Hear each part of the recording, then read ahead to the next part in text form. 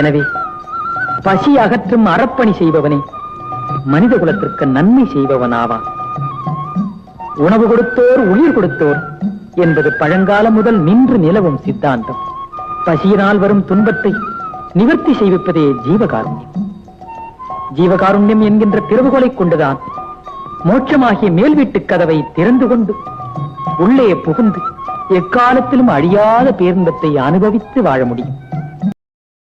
நெய் விளக்கு எரிவது போலவே ஓர் தண்ணீர் விளக்கு சந்நிதியின் முன்னே எரிந்த அற்புதத்தை பாடுகிறார் வள்ளலார்.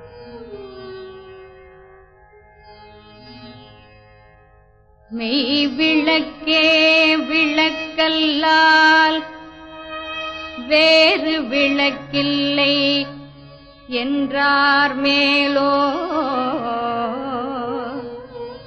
நானும் பொய்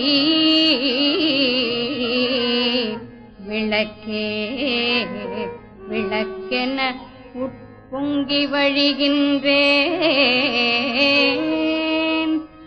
மெய் விளக்கே விளக்கல்லால் வேறு விளக்கில்லை என்றார் மேலோ நானும் பொய் விளக்கே விளக்கென உட்பொங்கி வழிகின்றேன். ஓர் புதுமை அன்றே செய் விளக்கும் புகழுடைய சென்னை நகர் நண்பர்களே,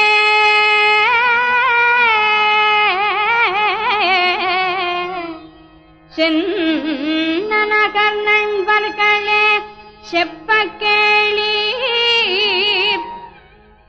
நெய் விளக்கே போன்றொரு தண்ணீர் விளக்கும்